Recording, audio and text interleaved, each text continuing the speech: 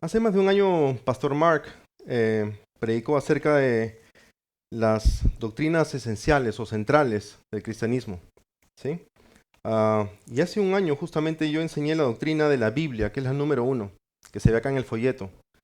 Hoy día vamos a estar estudiando la doctrina de Dios, que es la número dos. Así que los animo de que estudien este folleto, que está buenísimo. Es básicamente un resumen de las doctrinas principales de lo que creemos, ¿sí?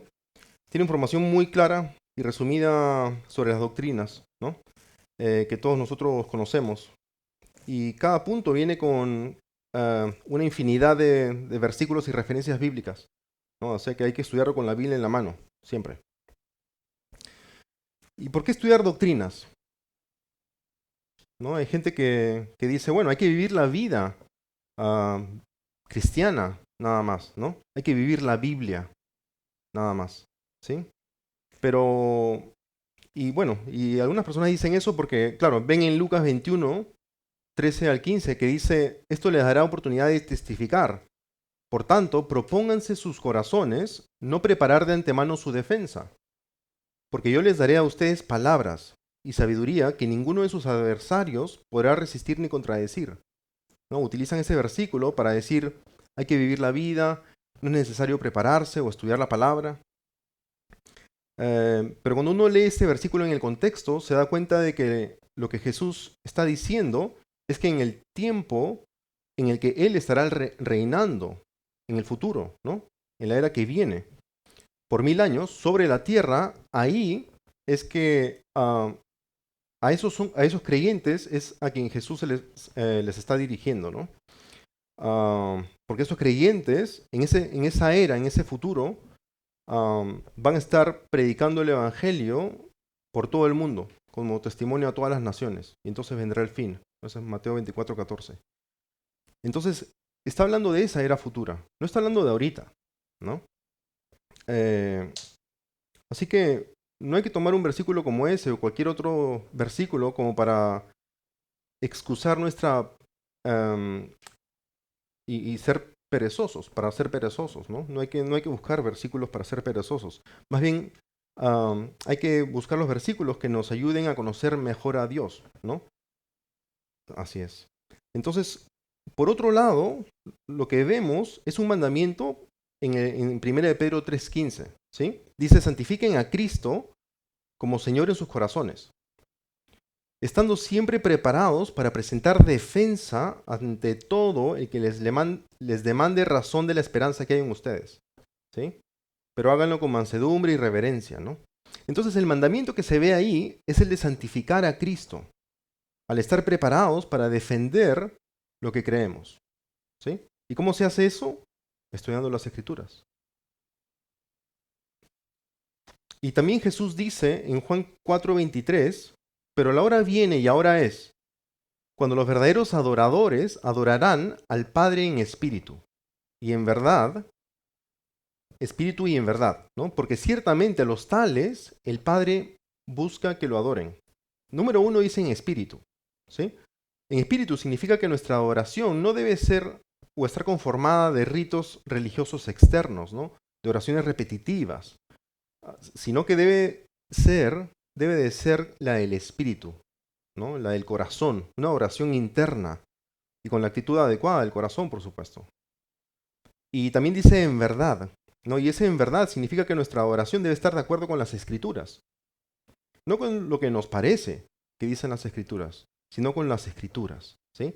Y para eso tenemos que conocerla y estudiarla, para así descubrir la verdad, tanto de Dios como de lo que Dios ha revelado en su palabra, ¿sí?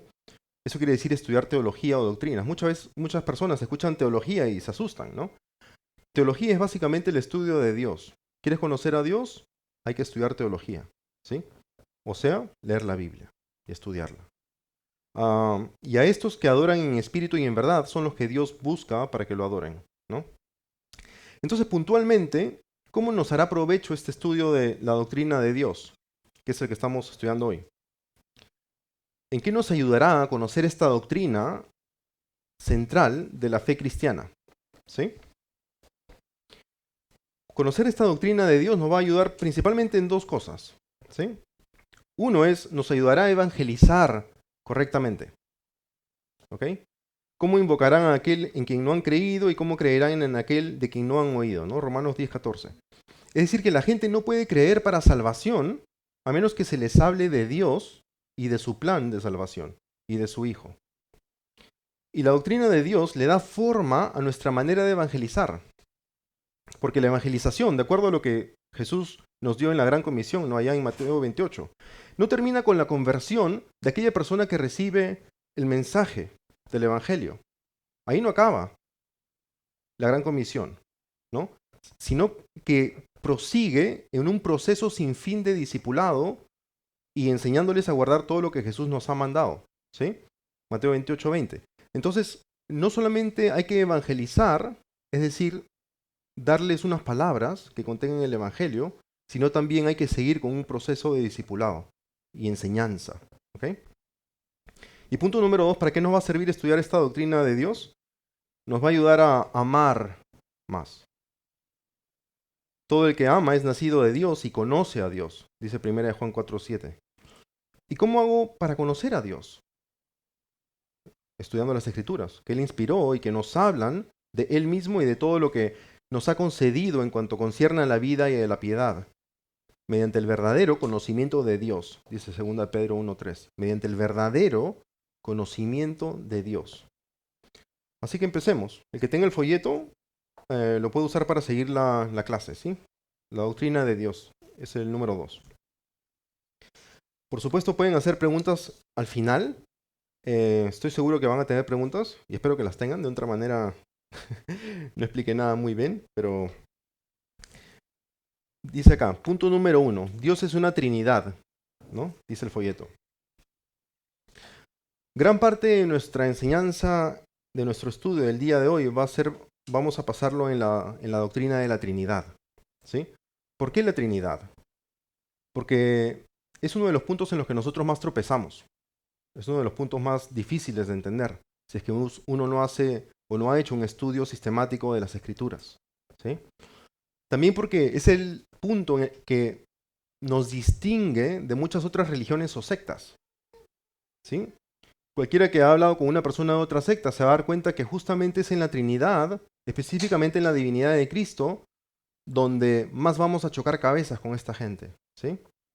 Y si queremos evangelizarlas, si queremos amarlas, tenemos que conocer esta doctrina muy bien, ¿no? Y también porque esta doctrina es la más atacada, ¿sí? Entonces, punto número 1, Dios es una Trinidad.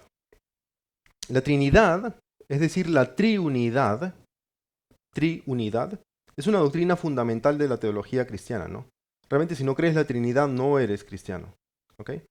La Trinidad, aunque como palabra no existe en el texto de las Escrituras, como concepto lo está en múltiples lugares, ¿sí?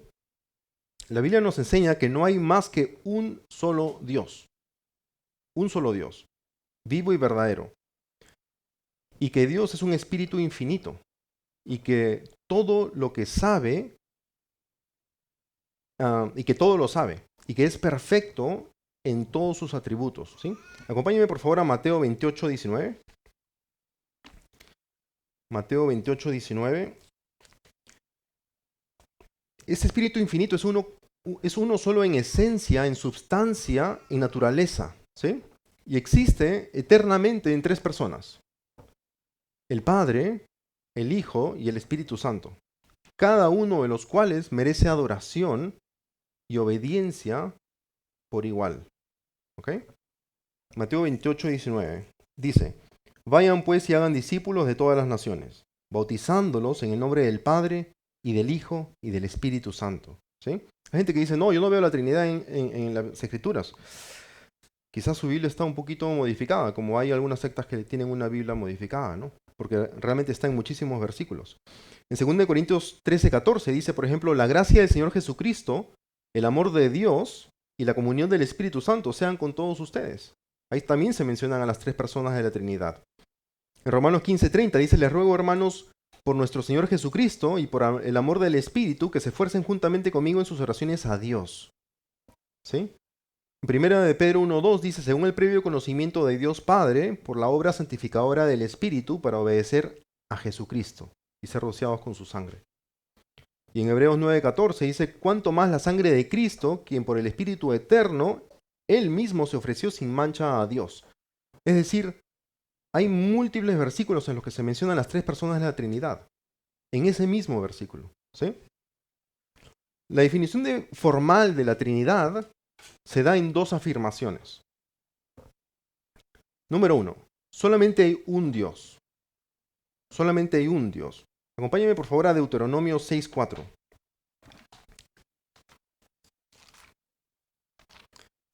Deuteronomio 6:4.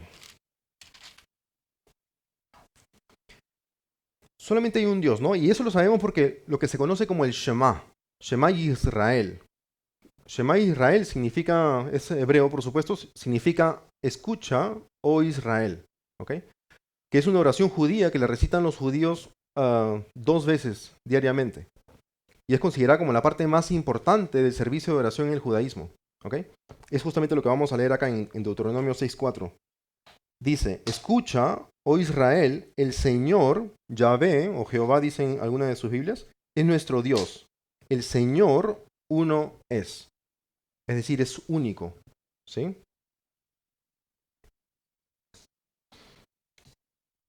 O sea que solamente hay un Dios. Eso está clarísimo. ¿Sí? Pero dije que habían dos afirmaciones en la definición formal de la Trinidad. La segunda es que hay tres personas distintas que son Dios. El Padre es Dios. El Hijo es Dios.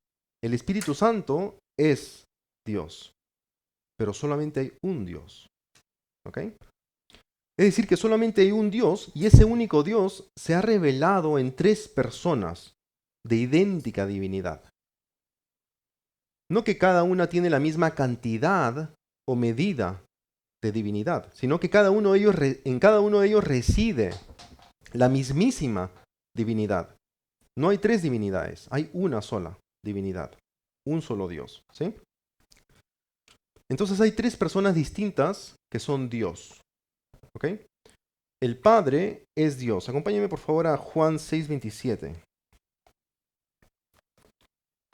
Juan 6:27.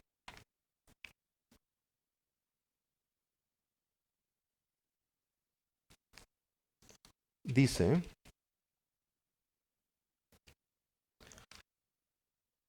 trabajen no por el alimento que perece, sino por el alimento que permanece, para vida eterna, el cual el Hijo del Hombre les dará, porque a Él es a quien el Padre, Dios, ha marcado con su sello. ¿Sí? El Padre es Dios. Eso está clarísimo. ¿Sí? Y Filipenses 1:2 dice, gracias a ustedes y paz de parte de Dios nuestro Padre y del Señor Jesucristo. También sabemos que el Hijo es Dios. Ese es el segundo punto, ¿sí? El Padre es Dios, número 1. El Hijo es Dios, punto número 2. En Tito 2:13 dice, aguardando la esperanza bienaventurada y la manifestación de la gloria de nuestro gran Dios y Salvador, Cristo Jesús. ¿Sí? Cristo Jesús es nuestro gran Dios y Salvador. En 2 de Pedro 1:1 dice, Simón Pedro, siervo y apóstol de Jesucristo, a los que han recibido una fe como la nuestra, mediante la justicia de nuestro Dios y Salvador, Jesucristo.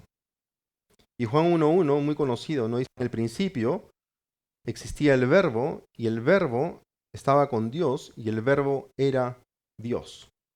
El verbo, el logos, el origen de absolutamente todo lo que existe en el universo, es Dios. Y estaba con Dios en el principio. ¿Ok? Juan 20:28, Señor mío y Dios mío, dijo Tomás cuando lo vio, y metió su mano en sus heridas. ¿Sí? Punto número 3, el Espíritu Santo es Dios. Al Espíritu Santo se le llama Dios. En Hechos 5:3-4 dice Pedro, pero Pedro dijo, Ananías, ¿por qué ha llenado Satanás tu corazón para mentir al Espíritu Santo y quedarte con parte del precio del terreno? Mientras estaba sin venderse, ¿no te pertenecía? Y después de vendida, ¿no estaba bajo tu poder? ¿Por qué concebiste este asunto en tu corazón? No has mentido a los hombres, sino a Dios. O sea que primero dice, Satanás ha llenado tu corazón para mentir al Espíritu Santo, y luego dice, no has mentido a los hombres, sino a Dios. El Espíritu Santo es Dios. Y dado que el Espíritu Santo es Dios, también lleva el título de soberano o Señor. ¿Sí? En 2 de Corintios 3:18 dice, pero todos nosotros, con el rostro descubierto, contemplando como en un espejo la gloria del Señor. Estamos viendo, siendo transformados en la misma imagen de gloria en gloria, como por el Señor, el Espíritu. ¿Sí? El Espíritu Santo muestra su autoridad como Señor al hablar y dar órdenes también. En Hechos 3:2 dice, mientras ministraban al Señor y ayunaban, el Espíritu Santo dijo, apártenme a Bernabé y a Saulo para la obra a la que los he llamado, dice, con toda la autoridad, el Espíritu Santo. Ok, entonces estas tres personas son Dios. Ok, ya está confirmado por lo que dicen las Escrituras. Son Dios y son el único Dios. ¿Ok? Entonces, ¿en qué se diferencian? ¿No? ¿Cuáles son sus funciones que los diferencian? ¿Cuáles son las funciones, los roles, las identidades? ¿Cuáles son las funciones y los roles, ¿no? de estas identidades en la deidad? Como funciones comunes están que cada uno de los tres crea, cada uno de los tres santifica, cada uno de los tres da vida y cada uno de los tres ama y habla. ¿Ok? Y como funciones particulares, el Padre es el que envía al Hijo. ¿Sí? El Espíritu Santo no es el que envía al Hijo, es el Padre el que envía al Hijo y también al Espíritu Santo. El Padre es el que ordena y dispone todas las cosas de acuerdo a su propósito y gracia, el que ha escogido desde la eternidad pasada a aquellos a quien Él ha determinado que sean suyos. ¿Sí? Es el Padre el que nos escogió, a cada uno de nosotros, que creemos. Y nos ha escogido para adopción mediante la fe en su Hijo Jesucristo. ¿Sí? Y este título de Padre es tanto por su rol dentro de la Trinidad como por su relación con la humanidad, ¿no? Como creador, Él es el Padre de toda persona que Él creó. Pero Él es el Padre espiritual únicamente de aquellos que creen y tienen fe en Él. ¿Sí? El Hijo es aquel mediante el cual todo llegó a ser creado y por medio de quien todo sigue existiendo y funcionando. ¿Ok? Él se encarnó, el Padre no se encarnó. Dios Padre no se encarnó. Fue el Hijo el que se encarnó, ¿sí? Él se encarnó y se vistió de humanidad al despojarse del derecho de usar sus atributos divinos, pero no es su esencia divina. Él es el intermediador entre Dios y el hombre, el enviado por el Padre para que tengamos vida eterna, el que alcanzó e hizo efectiva nuestra salvación. No, el Hijo, la segunda persona de la Trinidad, posee todos los atributos divinos, y en cuanto a estos atributos es igual a Dios, consubstancial y coeterno con el Padre. ¿Sí? Y el Espíritu Santo se somete al Padre y al Hijo y es enviado por ellos. ¿Ok? El Espíritu Santo es el que aplica la salvación a la vida de los que creen y guía y santifica y vive en aquellos que han llegado a creer la verdad del Evangelio. ¿Ok? El Espíritu Santo es la tercera persona de la Trinidad y es eterna, no es derivada, que posee todos los atributos divinos y en sustancia es igual al Padre y al Hijo. ¿Sí? Algo que vemos claramente en la Biblia es que la verdad es una sola. Y todo aquello que no es verdad, aunque se le asemeje muchísimo, es una falsedad, ¿no? O algunas personas lo llaman herejía, ¿no? O sea que se aparta de la ortodoxia, ¿sí? Y en cuanto a la Trinidad, hay tres herejías muy importantes, muy populares, ¿no? Y es útil poder identificarlas para que no llegamos a confundir la verdad, ¿ok? No se asusten por los nombres, son un poquito técnicos. Son tres, básicamente. Hay un politeísmo tripartita, ¿ok? Que dice que Dios es como una cadena compuesta de tres eslabones. Lo que se está diciendo con eso es que hay tres dioses, ¿ok? Y que de alguna manera están unidos. Eso es falso, ¿ya? Lo correcto sería decir que hay solamente un Dios con una sola esencia, sustancia y naturaleza. Su pluralidad es el de personas, no el de ser, ¿no? Yo y el Padre somos uno, dijo Jesucristo, ¿sí? En Juan 10:30. Son tres diferentes personas, pero un solo Dios, ¿sí? Y esto va de la mano con comprender que Jesucristo es una sola persona, pero con dos naturalezas. O sea que la Trinidad es un solo Dios con tres personas. Son tres personas las que son Dios, ¿sí? Jesucristo es una sola persona con dos naturalezas. Dios una naturaleza, tres personas. Jesucristo una persona, dos naturalezas. ¿Sí? Jesucristo es verdaderamente Dios y verdaderamente hombre. Es decir, que el Hijo de Dios, que era Dios en el principio, Juan 1.1, se hizo carne y tiene la misma gloria que Dios Padre, Juan 1.14. ¿Sí? Hay una segunda herejía que se llama, ah, una segunda herejía antitrinitaria que se llama politeísmo enoteísta. ¿Ok? Es lo que creen alguna secta como la de los Testigos de Jehová, por ejemplo. Es decir, que Dios, el Todopoderoso, según ellos, lo que nosotros conocemos como el Padre, creó una clase de Dios inferior, el Hijo, ¿no? Y los Testigos de Jehová tampoco creen en el Espíritu Santo como una persona. Ellos creen que el Espíritu Santo es un objeto, una energía, ¿no? Lo correcto sería entender que Dios Hijo, como lo dice Colosenses 1:15 al 17, es la imagen del Dios invisible y es antes de todas las cosas, o sea que no fue creado.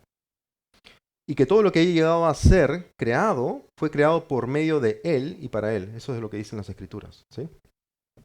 Y como tercera herejía tenemos el monarquianismo modalista, que dice que Dios es como el agua, ¿no? En que en todo momento Dios se manifiesta solo como una de las tres personas de la Trinidad. El agua se manifiesta en su estado sólido, o en su estado líquido, o en su estado gaseoso, pero nunca en las tres simultáneamente, ¿no? Y este modalismo dice que Dios se manifiesta ya sea como la persona del Padre, o como la del Hijo, o como el Espíritu Santo, pero nunca a la misma vez, y dependiendo de lo que sea propicio. Cuando lo correcto es entender que en todo momento las tres personas de la Trinidad son omnipresentes, o sea que siempre están ahí. ¿Sí? Pasemos al punto número 2, que dice Dios es espíritu. La Biblia nos enseña que Dios es invisible y no está limitado por un cuerpo físico, ni tampoco por el tiempo o el espacio. ¿Sí? En Juan 4:24 dice, Dios es espíritu, y los que lo adoran deben adorar en espíritu y en verdad. ¿Sí? Éxodo 33:20 dice, Dios dice, no puedes ver mi rostro porque nadie me puede ver y vivir. Y en 1 Timoteo 6:16 dice, el único que tiene inmortalidad y habita en luz inaccesible, a quien ningún hombre ha visto ni puede ver, a él sea la honra y el dominio eterno. Amén. O sea que Dios es espíritu y nadie lo puede ver, ¿no? Ahora, claro, alguien podría preguntar un ratito, me estás diciendo que nadie ha visto ni puede ver a Dios, pero me dices que Cristo, quien fue visto, es Dios. O sea, ¿cómo funciona la cosa, no? Claro, algunas veces cuando se lee la Biblia uno debe de parar y analizar bien el texto para poder entender lo que el texto está diciendo, ¿sí? En estos versículos anteriores está claro que se está hablando de la naturaleza espiritual de Dios, así como también de su gloria, ¿ok? No se está hablando de la naturaleza humana o el cuerpo físico que la segunda persona de la Trinidad, Jesucristo, tuvo cuando estuvo acá en la tierra. ¿Ok? Otro detalle interesante es que frecuentemente cuando la Biblia hace referencia a Dios, se está refiriendo al Padre, ¿no? Eso lo podemos ver en Juan 1:18. Por favor, ¿me acompañan para allá? Juan 1:18.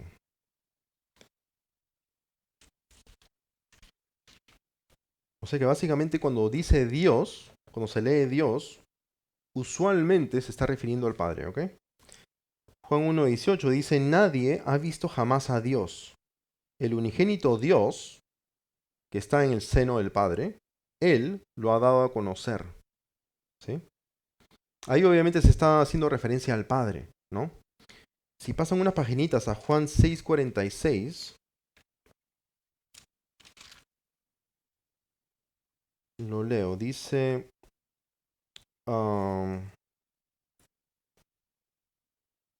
no es que alguien haya visto al Padre, sino aquel que viene de Dios. Él ha visto al Padre. En Colosenses 1:15 dice, Él es la imagen del Dios invisible. Jesucristo es la imagen del Dios invisible, ¿no? El primogénito de toda la creación. Entonces Dios es invisible, Dios es espíritu, ¿ok? De acuerdo a lo que dicen las Escrituras. Como punto número 3 tenemos que Dios es eterno. Dios es eterno. La Biblia enseña que Dios no tiene principio ni final. No fue creado, sino que siempre ha sido. siempre ha estado. Dios está fuera del tiempo y el espacio, ¿no? Como lo dije hace un minuto. Por lo tanto, estos no tienen repercusión ni efecto en Dios. Ni el espacio ni el tiempo tienen repercusión ni efecto en Dios. ¿Ok? Ni el tiempo ni el espacio lo pueden comprender, es decir, capturar, sino que Dios los trasciende, es decir, que está más allá de ellos. Dios no llega a ser, porque si llegara a ser algo que no es o que no fue, entonces habría cambio en él. Pero Dios no cambia, Dios es inmutable. ¿No? En Santiago 1:17 dice, en el Padre de las luces no hay cambio ni sombra de variación. Es decir, que Dios no llegará a ser algo que no es ahora. Dios nunca va a llegar va a llegar a ser algo que no es ahora, porque si no mejoraría.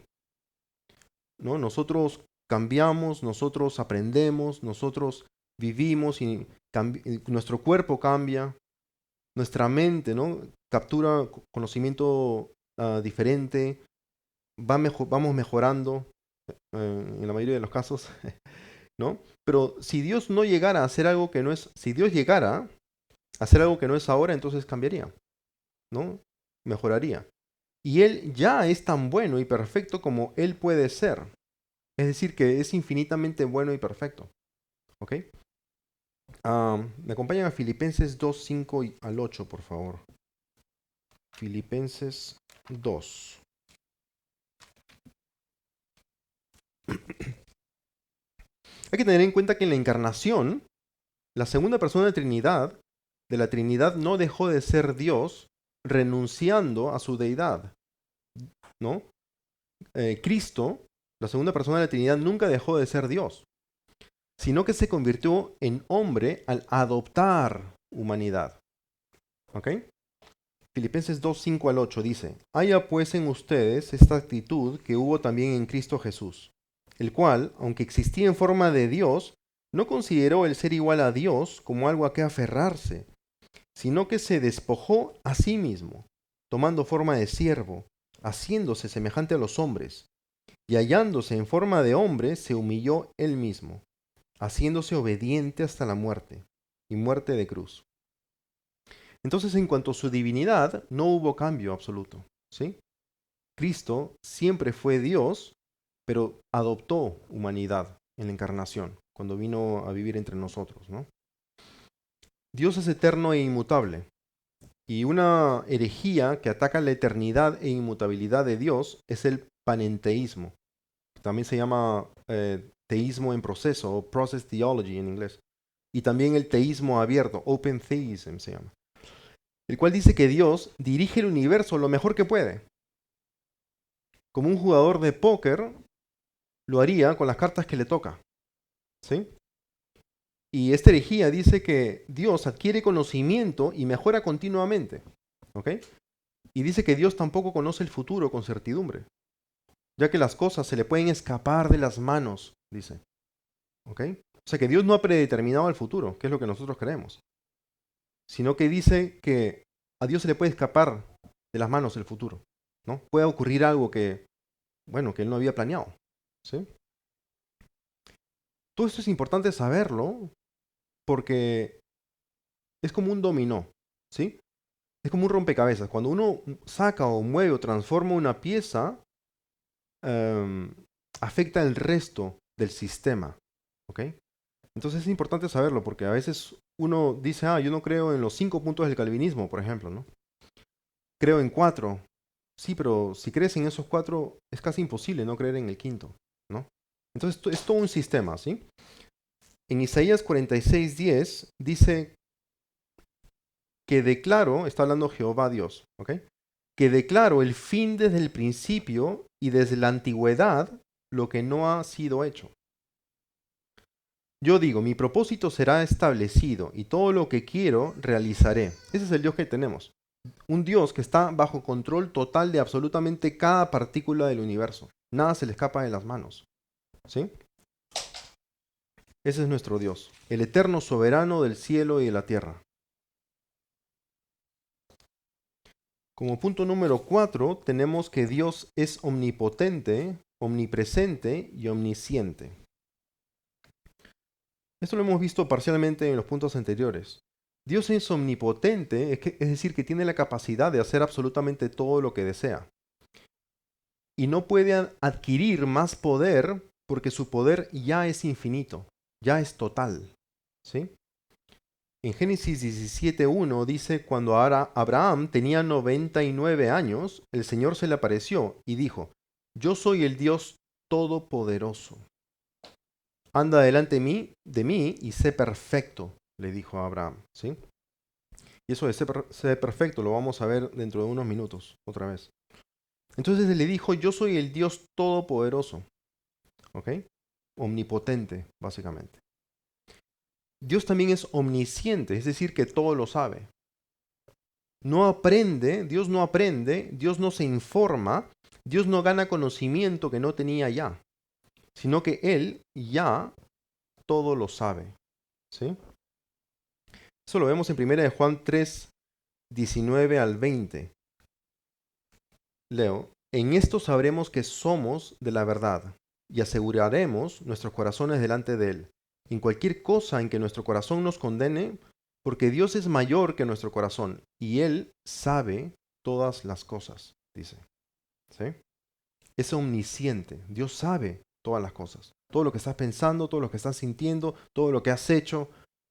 Estás adentro del closet, estás escondido en tu sótano, Dios sabe, Dios ve. ¿Sí? Nada se le pasa desapercibido, porque su presencia lo llena todo, omnipresente. ¿Ok? Pregunto, ya que Dios está presente en el cielo y en la tierra, como lo dice Jeremías 23:24, ah, ¿Dios ah, está también en el infierno? ¿Sí? Vamos a contestar esa pregunta leyendo Mateo 10:28. Dios, Mateo 10:28. Dice, no teman a los que matan el cuerpo, pero no pueden matar el alma. Más bien teman a aquel que puede hacer perecer tanto el alma como el cuerpo en el infierno. ¿Ok? Entonces Dios está presente también en el infierno, por lo cual verdaderamente Dios es omnipresente. ¿Sí? Entonces Dios es omnipotente, que lo puede hacer todo. Dios es omnipresente, que está en todos lados. Y Dios es omnisciente, que todo lo sabe. ¿Sí? Punto número 5. Dios es santo. ¿Cuán santo es Dios? Así es. Acompáñenme por favor a Isaías 6:3. Isaías 6:3.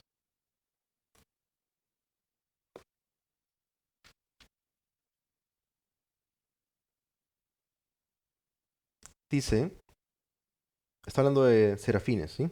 Básicamente arcángeles. Y el uno al otro daba voces diciendo, Santo, Santo, Santo es el Señor de los ejércitos. Llena está toda la tierra de su gloria. Así es. Dios es infinitamente santo. Infinitamente santo. Dios no solamente no peca, sino que no tolera el pecado.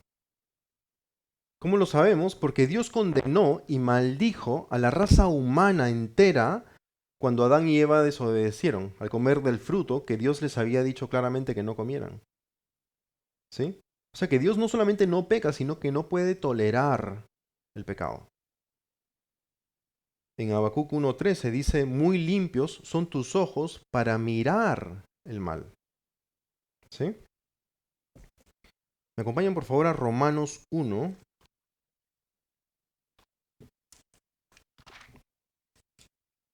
donde vamos a contestar qué es lo que el pecado produce en Dios. Porque si Dios no lo tolera, ¿qué produce en Dios el pecado? Romanos 1:18. Dice, porque la ira de Dios se revela desde el cielo contra toda impiedad e injusticia de los hombres, que con injusticia restringen la verdad. Y en la página siguiente, en Romanos 2, 5 al 6, dice, Pero por causa de tu terquedad y de tu corazón no arrepentido, ¿no? Porque como el pastor lo dijo hace un minuto, ¿no? Hay gente que cree que no tiene que arrepentirse de sus pecados. Acá dice, ¿no? ¿Qué es lo que le va a pasar a esa gente que no se arrepiente de sus pecados? Leo de nuevo, versículo 5. Pero por causa de tu terquedad y de tu corazón no arrepentido, estás acumulando ira para ti en el día de la ira y de la revelación del justo juicio de Dios. Él pagará a cada uno conforme a sus obras, dice, ¿no? Entonces el pecado produce la ira de Dios, ¿sí? En Hebreos 12:29 dice, porque nuestro Dios es fuego consumidor, ¿ok? Entonces Dios es tan santo que no puede ni convivir con el pecado, ni aguantarlo tampoco, ¿ok?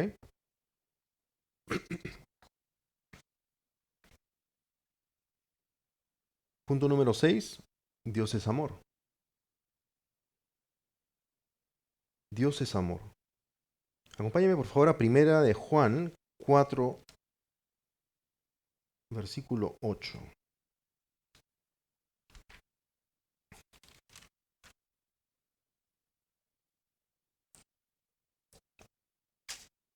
Entonces ya vimos que Dios es fuego consumidor, ¿no? Hebreos 12:29. Sabemos que Dios es luz, por lo que dice primera de Juan 1:5. Pero también debemos saber que Dios es amor, ¿sí? Primera de Juan 4:8 dice, el que no ama no conoce a Dios, porque Dios es amor. Dejen su dedito ahí porque vamos a leer un par de versículos después de eso. Y ya que Dios es amor, nadie ama más verdaderamente que Dios, ¿sí? Nadie ama más verdaderamente que Dios. ¿Cómo podemos saber si somos los destinatarios de ese amor? Vamos a leer los siguientes dos versículos. 1 Juan 4, 9 al 10. Dice, en esto se manifestó el amor de Dios en nosotros, en que Dios ha enviado a su Hijo unigénito al mundo para que vivamos por medio de Él. En esto consiste el amor, no en que nosotros hayamos amado a Dios, sino en que Él nos amó a nosotros y envió a su Hijo como propiciación por nuestros pecados. Así es. También sabemos que nosotros somos los destinatarios del amor de Dios, por lo que dice en Juan 3:16. Todo el mundo conoce ese versículo, ¿no? Porque de tal manera amó Dios al mundo que dio a su Hijo unigénito para que todo aquel que cree en Él no se pierda, sino que tenga vida eterna. ¿Sí? Entonces, ¿cómo sabemos que Dios nos ama? ¿Porque nos da todo lo que pedimos? No. Sabemos que Dios nos ama porque nos ha dado a su precioso y único Hijo. Por eso sabemos que Dios nos ama. Ok, entonces Dios es amor y Dios nos ama. Pero ¿con qué magnitud de amor nos amó Dios en Jesús? En Juan 15:13 dice, nadie tiene un amor mayor que este, que uno dé su vida por sus amigos. Ese es el amor más grande que existe en el universo, ¿sí? Dios en Jesús demostró la clase de amor más grande que existe, el de entregar su vida por nosotros. Dios es verdaderamente amor. Punto número 7 dice, Dios es Señor sobre todo. Dios es Señor sobre todo. Acompáñenme por favor a Colosenses 1:16.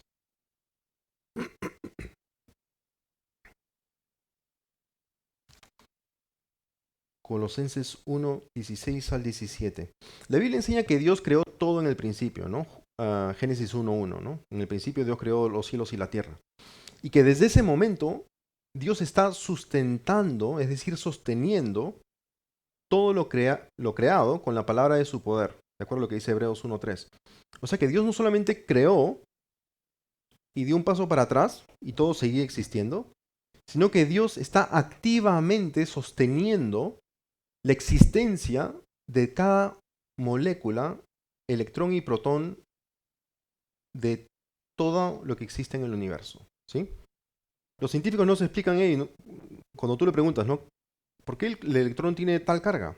¿Y por qué el protón tiene tal carga? Y ellos te dicen, no, es una propiedad del electrón y del protón. Pero no saben por qué. No saben por qué hay una carga eléctrica en ese elemento. ¿Sí? Es Dios el que está sosteniendo y el que le da la carga eléctrica al electrón y al protón. Colosenses 1:16 y 17 dice, porque en Él fueron creadas todas las cosas, tanto en los cielos como en la tierra, visibles e invisibles, ya sean tronos o dominios o poderes o autoridades, todo ha sido creado por medio de Él y para Él. Y Él es antes de todas las cosas, y en Él todas las cosas permanecen. O sea que Dios está haciendo que las cosas permanezcan, que no se desaparezcan, ¿no? Aquella persona que le diga a Dios, Dios, déjame tranquilo, va a desaparecer en ese momento. Si Dios realmente lo deja tranquilo, porque Dios lo está sosteniendo, ¿sí? Y ya que Dios creó todo, y a Él le pertenecen todas las cosas, entonces es soberano de todo, ¿sí? Es Señor sobre todo. En Salmos 24, 1 y 2 dice, del Señor es la tierra y todo lo que hay en ella. O sea que todo lo que hay en la tierra es de Dios, ¿no? Tú crees que lo que está en tus bolsillos es tuyo, pero no es tuyo, es de Dios, ¿sí? Todo lo que hay en ella, el mundo y los que en él habitan, porque Él la fundó sobre los mares y la asentó sobre los ríos. Entonces a Dios le pertenece absolutamente todo. Él es el Dios, el dueño, el Señor, el amo y el sostenedor de toda la creación. Y como amo y Señor de su creación, Él demanda algo de nosotros. ¿Sí? Dios es nuestro dueño, nuestro amo. Y como amo, demanda algo de nosotros. Y eso les voy a decir en un minuto qué cosa es. ¿Sí? A manera de conclusión, vamos a hacer un resumen de todo lo que hemos estudiado. ¿Ok? Dios es santo, santo, santo. Eso lo hemos visto en las Escrituras. ¿Sí? Eso nos ayuda a darnos cuenta de que Dios nunca aceptará a pecadores en su presencia. No pueden ni verlos. Y es por eso mismo, así como por el hecho de que Dios es Señor sobre todo y que Él demanda algo muy específico, es que Dios demanda algo muy específico de su creación. ¿Y qué cosa es eso? Que hagamos su voluntad. Eso es todo lo que Dios demanda. Dios es amo y dueño tuyo y Dios demanda que hagas su voluntad. Nada más. Es así de simple. Obediencia y devoción absoluta. ¿Sí? Eso es su voluntad. Perfección es lo que demanda. Perfección. Suena un poco extremo, ¿no? Pero eso es lo que Dios demanda. Ahí en Levítico 19:2 dice, Dios ordenó esto, santos serán, porque yo, el Señor su Dios, soy santo.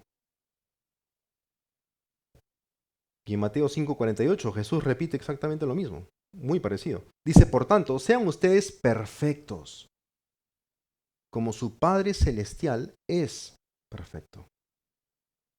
O sea que el estándar de Dios, para ser aceptados por Dios, no es otro sino el de perfecta santidad.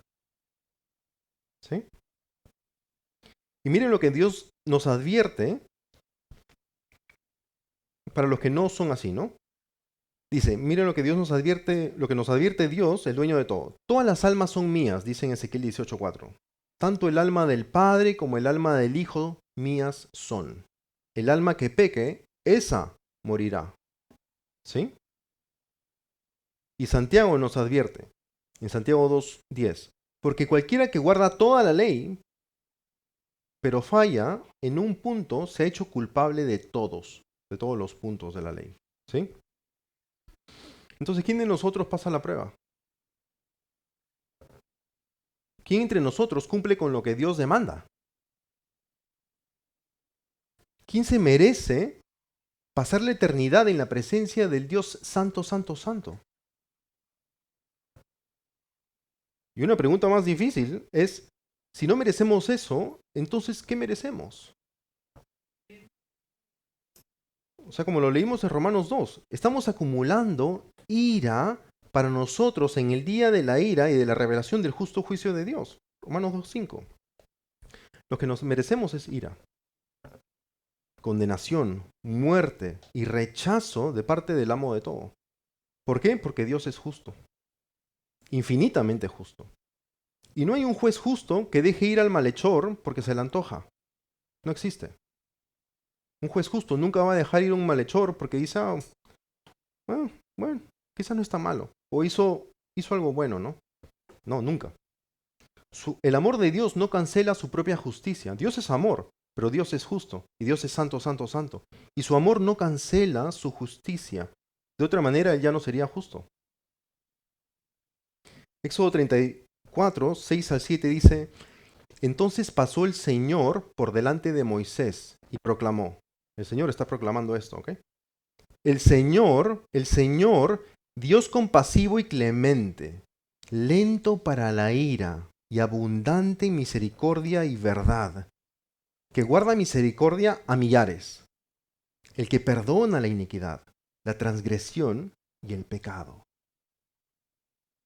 y que no tendrá por inocente al culpable, dice. ¿Sí? O sea, Dios es todo esto. Dios es amor, Dios es paciente, pero también es justo y no va a tener por inocente al culpable, ¿no? Dios al ser santo, santo, santo, aunque también es amor, no te puede declarar a ti culpable, que eres culpable de incontables pecados, inocente, justo, perfecto, porque no lo eres. ¿Sí? Dios no te puede declarar justo. En Proverbios 17:15 dice, el que justifica al impío, ¿no? El que justifica al impío, al pecador, y justificar al impío significa considerar justo al pecador, ¿ok? El que justifica al impío y el que condena al justo, o sea, el que castiga al inocente, ambos son igualmente abominación del Señor. Pero entonces, ¿cómo hace Dios para aceptarnos a nosotros, pecadores, y también castigar a Jesucristo, su santo Hijo, sin llegar Él a convertirse en doblemente abominación? ¿Sí? Porque pareciera, ¿no? Que nos está justificando nosotros al impío, está condenando al justo, pero él no se convierte en abominación. ¿Cómo hace? Claro, en 2 Corintios 5:21 dice, al que no conoció pecado, lo hizo pecado por nosotros, para que fuéramos hechos justicia de Dios en él. Eso se llama el gran intercambio, ¿no? Básicamente, Jesús, que es el que no conoció pecado, a él lo hizo pecado.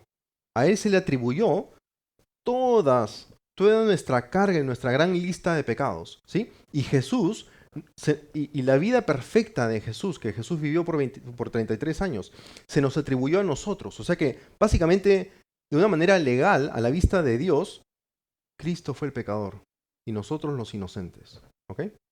Se nos atribuyó lo satisfactorio, lo aceptable de la vida de Jesús, su santidad, su perfección, y a Él se le atribuyó nuestra interminable lista de pecados, la ira que merecíamos nosotros. 1 Pedro 2:24 dice, Él mismo llevó nuestros pecados en su cuerpo sobre la cruz, a fin de que muramos al pecado y vivamos a la justicia, porque por sus heridas hemos sido sanados, ¿no? Entonces, ¿cómo nos salva Dios? ¿Por algo bueno que nosotros hicimos? No, sino por fe que Él mismo nos da para creer en Cristo y en su muerte sustitutoria en la cruz. ¿Ok? Sustitutoria. O sea que hubo un sustituto. Nosotros debimos haber estado en esa cruz. Pero por la gracia de Dios no lo estuvimos. Sino que Cristo, cargando con nuestros pecados, tuvo que pagar por esos pecados. Y lo hizo ahí en la cruz. ¿Sí? Isaías 53, 5, 6 dice, pero Él fue herido por nuestras transgresiones, morido por nuestras iniquidades. El castigo por nuestra paz cayó sobre Él, y por sus heridas hemos sido sanados. Todos nosotros nos descarriamos como ovejas, nos apartamos cada cual por su camino, pero el Señor hizo que cayera sobre Él la iniquidad de todos nosotros. Profetizado 1000 años antes de que Jesús muriera en la cruz. Profetizado. Y Filipenses 3:9 dice, con el fin de ser hallado en Él. Nosotros somos hallados en Él. no teniendo mi propia justicia derivada de la ley. O sea que yo no hago justicia, no se me cuenta como justo porque yo obedezco lo que me dice Dios que yo haga, sino por la fe que es en Cristo, la justicia que procede de Dios sobre la base de la fe. ¿Sí? Ese es el Evangelio. Oremos, hermanos, por favor.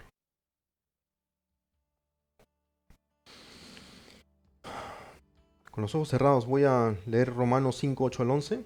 Dice, Romanos 5, 8 al 11. Pero Dios demuestra su amor para con nosotros en que siendo aún pecadores, Cristo murió por nosotros.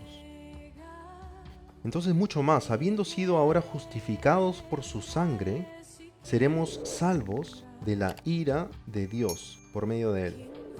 Porque si cuando éramos enemigos, fuimos reconciliados con Dios por la muerte de su Hijo, mucho más, habiendo sido reconciliados, seremos salvos por su vida.